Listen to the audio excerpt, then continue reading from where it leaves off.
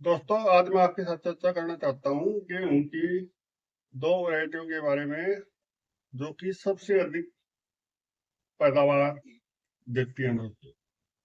तो दोस्तों, इन दो किस्मों का नाम है DBW 327 और WH 1270। दोस्तों, ये दोनों की दोनों किस्में बिल्कुल फिल्टर पार वैरायटी है दोस्तों, और किसान को बहुत ही ज्यादा मुनाफा देने वाली वैरायटी है दोस्तों।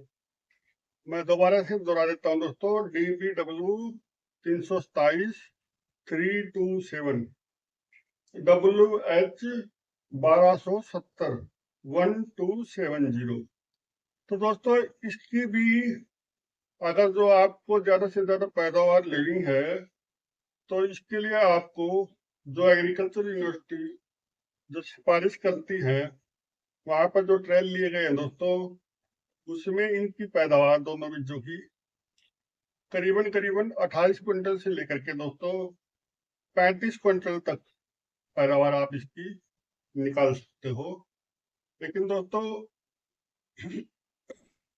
उसमें आपको कुछ जो कृषि वैज्ञानिकों की सलाह है उनको आपको मानना पड़ेगा, तभी जा करके आप इन वैरायटियों का फायदा दोस्तों दोनों वैरायटियों का उठा सकते हैं।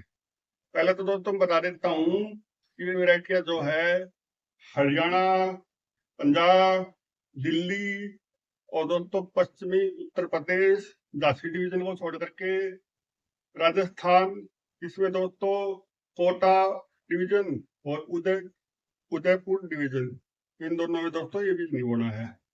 इन क्षेत्रों में दोस्तों हम इस चीज को बो सकते हैं, और इसमें उत्तराखंड का दोस्तों तराई वाला एरिया भी शामिल है। तो दोस्तों, अब मैं आपको बताऊंगा कि एग्रीकल्चर यूनिवर्सिटी के जो साइंटिस्ट हैं उसके बारे में क्या सलाह देते हैं दोस्तों। दोस्तों, ये जो वैरायटी है ज्यादा पैदावार उत्तम पैदावार देने वाली वैरायटियां हैं दोस्तों। तो इसमें आपको जो जमीन का चुनाव करना है दोस्तों, आपने उस जमीन का चुनाव करना है जो कि हमारी जमीन सबसे ज्यादा उपजाऊ हो और सबसे ज्यादा दोस्तों पैदावार देती हो, जिसमें सबसे ज्यादा पय हो, जिसमें सबसे ज्यादा पैदावार होती है दोस्तों। इसके लिए दोस्तों खेत का समतल होना, यानी कि ये नहीं है कि खेत कहीं ऊंचा कहीं नीचा, ऐसे खेत में मत बोए दोस्तों इसको। और तीसरा दोस्तों, जब हम इसकी बिजाई करने से पहले जब इसकी जुताई करते हैं दोस्तों, तो उस समय अच्छी तरह से इसकी जुताई करके हमको मिट्टी को बिल्कुल भुरभुरी भुरभुरी बना लेना दोस्तों, कि उसमें कोई भी डली या डला दोस्तों ना रहे। इसमें WH 1270 और DBW 327 दोनों वैरायटियों में दोस्तों बीज की मात्रा आप अगर तो ड्रिल मशीन द्वारा बुआई कर रहे हो तो 40 किलो रख सकते हो। अगर जो आप ऐसे छिट्टा दे करके या फिर उसको देसी भाषा में कहते हैं दोस्तों खंडा पा के, यानी कि ऐसे फेंक के ऐसे करके जो आप उसको बो रहे हो, तो दोस्तों उसमें आपको 50 किलो इसमें वो बीज की मात्रा दोस्तों इसमें रखनी है। तो दोस्तों उसके बाद आपको ध्यान क्या देना है कि जो नीचे बुआई में आपने एक कट्टे की बजाय 1.5 कट्टा DAP का दोस्तों इसमें आपने इस्तेमाल करना है। जो कृषि वैज्ञानिकों ने सलाह दी दोस्तों, ये ज्यादा पैदावार देने वाली वैरायटी है, तो इसको ज्यादा खुराक चाहिए होती है दोस्तों। तो इसमें आप एक कट्टे की बजाय 1.5 कट्टा आप DAP का प्रयोग करना दोस्तों इसमें आपने। और उसके बाद दोस्तों DAP के साथ साथ आपको और भी तत्वों का प्रयोग करना है इसमें, जिसमें पहले नंबर पे है दोस्तों बेंटोनाइट सल्फर 10 kg 10 किलो।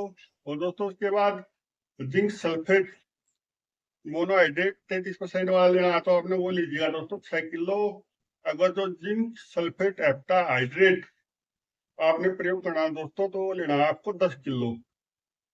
और उसके बाद दोस्तों इसमें एक तत्व और डालना होता है हमको, वो होता है पोटास, यानी कि म्यूरेट ऑफ पोटास, जिसमें 60% पोटास की मात्रा होती है दोस्तों, उसको हमने लेना है और उसकी जो मात्रा रखनी है हमने वो 50 किलो प्रति एकड़ के हिसाब से, प्रति किले के हिसाब से, 8 कनाल के हिसाब से दोस्तों इसकी रखनी है।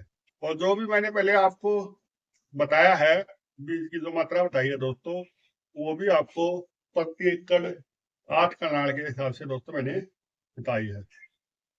तो दोस्तों इसको इसके साथ साथ हमको इसमें एक चीज और इस्तेमाल करनी है दोस्तों, वो है 25 से 30 किलो यूरिया, जिससे कि आपकी जितने पहले पानी का समय आएगा, अगर जो आपका धान का खेत है दोस्तों, तो वो पराली सारी गड़ सड़क के दोस्तों खाद बन चुकी होगी, जो कि आपके पौधे को और ज्यादा ताकत देगी दोस्तों। 25 से 30 किलो आपने इसमें यूरिया की मात्रा रखनी दोस्तों।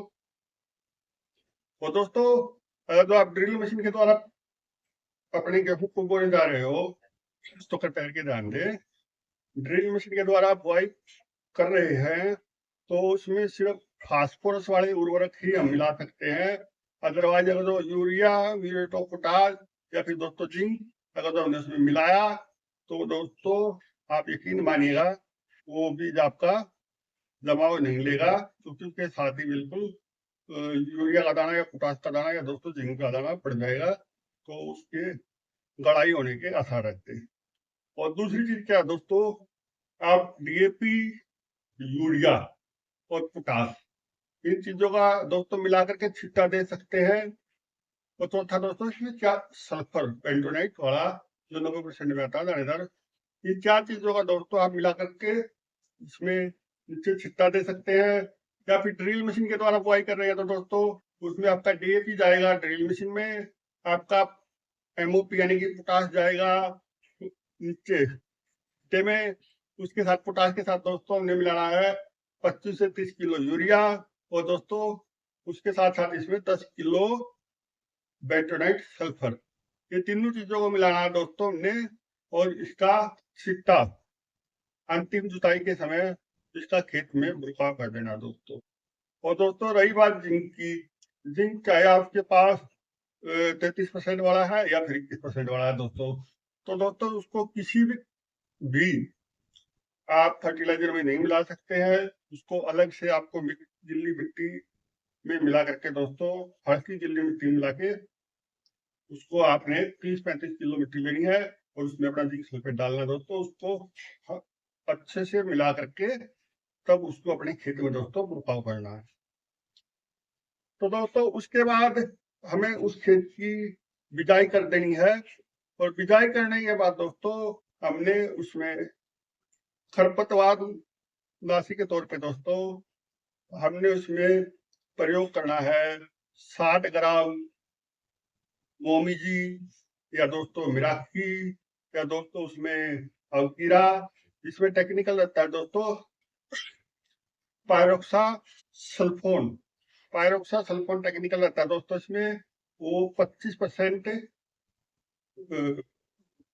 वेटेबल ग्रेनुअल होता है दोस्तों, ग्रेनुअल पाउडर होता है वो। उसको आपने 60 ग्राम, दानेदार पाउडर होता है 60 ग्राम 200 लीटर पानी में लेकर के दोस्तों उसको शाम के समय जब धूप ना हो उस समय आप उसका खेत में छिड़काव करें। के पीछे कारण दोस्तों ये है कि अगर जो गेहूं के साथ खरपतवार उगेगा, इतने आपका पानी देने का समय आएगा दोस्तों, फिर पानी देने के बाद आप उसमें मनुष्य की दवाई छिड़काव करोगे, तो दोस्तों उसके दौरान वो खरपतवार आपके पौधे को बहुत सारी हानि पहुंचा चुका होगा। तो इसलिए हमारे लिए सबसे अच्छा यही रहेगा कि हमारा खरपतवार शुरुआती अवस्था में उगे ही नहीं, चाहे उसमें इतने अपना सिंचाई का समय आए दोस्तों, तो इतने पौधा बिल्कुल मजबूत और अच्छा कट्टा रहे। बिजाई के बाद दोस्तों इसमें आपने सिंचाई जो करनी है, सिंचाई करनी है आपने इसमें 21 से 25 दिन के बीच में दोस्तों, 21 से 25 दिन के बीच में दोस्तों इसकी आपने सिंचाई करनी है। इसका पौधा दोस्तों दोनों वैरायटियों का, DBW 327 का और WH 1270 का दोस्तों, इसकी हाइट रहती है 101 सेंटीमीटर तक। और दोस्तों इसका जो पकने का समय रहता है वो करीबन 155 दिन रहता है। बालियां निकलने का समय दोस्तों इसका इनका 95 दिन का होता है। तो दोस्तों आप इसकी शुरुआती अवस्था में अगर जो आपने सब तरह के इसमें आपने वो जितने भी तत्व है वे बो दिए हैं आपने, तो दोस्तों उसके बाद आप पहली सिंचाई पे एक कट्टा 45 किलो यूरिया का आपने प्रयोग करना है। और दोस्तों उसमें ध्यान रखना हमने कि उस यूरिया का प्रयोग हमने पानी देने से पहले नहीं करना, पानी देने के बाद करना है दोस्तों, क्योंकि पानी देने से पहले अगर जो हम सिंचाई करेंगे तो उसके साथ वो यूरिया दोस्तों गुड़ करके जमीन के नीचे चले जाएगा, क्योंकि उस समय पे मिट्टी बिल्कुल दोस्तों नरम होती है, हल्की मिट्टी होती है, थोत्ती मिट्टी होती है, तो वो सारा लीच हो जाएगा दोस्तों नीचे। तो हमने यूरिया डालना है दोस्तों पानी देने के बाद। इसमें दोस्तों एक अंतिम बात और बता देता हूं मैं, इसमें पैदावार अच्छी लेने के लिए जो कृषि वैज्ञानिक सलाह देते हैं वो देते हैं कि आपको इसमें 2 बारी बढ़वार रोकने वाली दवाइयां आपको इसमें इस्तेमाल करनी है, ताकि इसका तना खोखा ना रहे, उसके अंदर सफेद रेशे दोस्तों बने, ताकि वो आपके खेत में पैदावार दे। उसके बारे में बता देता हूँ मैं आपको। पहला तो आपने पहला जो पौधे को हाइट रोकने वाला दोस्तों जो होता है स्प्रे आपने करना है गांठ पड़ते वक्त, यानी कि 50 से 55 दिन के बीच में दोस्तों। और दोस्तों दूसरा स्प्रे आपने करना है इसमें जब आपकी फसल में जंगला पत्ता दोस्तों निकलने लग जाए, यानी कि 80 से 85 दिन में, 80 से 85 दिन में दूसरा स्प्रे, 50 से 55 दिन में दोस्तों पहला स्प्रे। तो दोस्तों यहाँ तक तो ये बात पूरी हुई। अगर जो आप इन बातों को अपना लेते हो तो यह वैरायटी क्लाइमेट के अनुसार, जैसे पिछली बार क्लाइमेट था कि सर्दियां लंबी चली, तो दोस्तों मैं आपको विश्वास दिलाना चाहता हूँ कि ये वैरायटियां आपके खेत में जहाँ पर भी बोई जाती हैं, हरियाणा, पंजाब, दिल्ली, पश्चिमी उत्तर प्रदेश, झांसी डिवीजन को छोड़ करके दोस्तों झांसी डिवीजन में नहीं बढ़ाऊंगे। उत्तराखंड जो तराई वाले क्षेत्र हैं दोस्तों उसमें भी हम इसको बोल सकते हैं। और अंतिम में दोस्तों राजस्थान, पूरा राजस्थान, जिसमें उदयपुर उदयपुर और कोटा, इन दोनों डिवीजन को दोस्तों हमें छोड़ना पड़ेगा। इसके अलावा हम उसमें राजस्थान के अन्य एरिया में इसको हम बिजाई कर सकते हैं। तो दोस्तों उसके बाद हमारी सिर्फ एक रिस्पॉन्सिबिलिटी ये रहेगी कि हमने ये ध्यान रखना है कि इसमें कोई पेस्ट यानी कि कोई कीट, तो दोस्तों कोई बीमारी ना हो। अगर जो हो तो कृषि वैज्ञानिकों के सलाह से दोस्तों इसमें हमने स्प्रे करना है। और इसके साथ साथ दोस्तों मैं आपको बताना चाहूंगा कि WH 1270 और DB 327 ये दोनों वेराइटियां दोस्तों येलो रस्ट यानी कि पीला रतुआ के प्रति सहन शक्ति इसमें होती है। तो 90% चांस है कि इसमें पीला रतुआ और गोरा रतुआ नहीं आएगा दोस्तों। और कर्नल बंट नाम की एक बीमारी होती है जिसमें दाने का रंग काला पड़ जाता है पूरा, वो बीमारी भी दोस्तों अन्य वैरायटियों के हिसाब से इसमें बहुत कम देखने को मिलती है। तो दोस्तों अगर जो वीडियो आपको अच्छी लगी हो तो कृपया के चैनल को सब्सक्राइब कर दीजिएगा और वीडियो को लाइक कर दीजिएगा दोस्तों। और जो मैंने इसमें जानकारी दी है दोस्तों बिल्कुल पुख्ता जानकारी दी है, अगर तो कोई भूल चुक रही हो तो आप कमेंट सेक्शन में डाल सकते हैं, और कोई आपको प्रश्न पूछना हो वो भी कमेंट सेक्शन में डाल सकते हैं दोस्तों। लेकिन आपसे निवेदन है कि कृपया करके आपको चैनल को सब्सक्राइब करना है दोस्तों, और वीडियो को लाइक करना है। अगर तो आप किसी का भला चाहते हो किसी किसान का, तो दोस्तों वीडियो उसको शेयर मारना है। तो दोस्तों धन्यवाद। जय जवान जय किसान।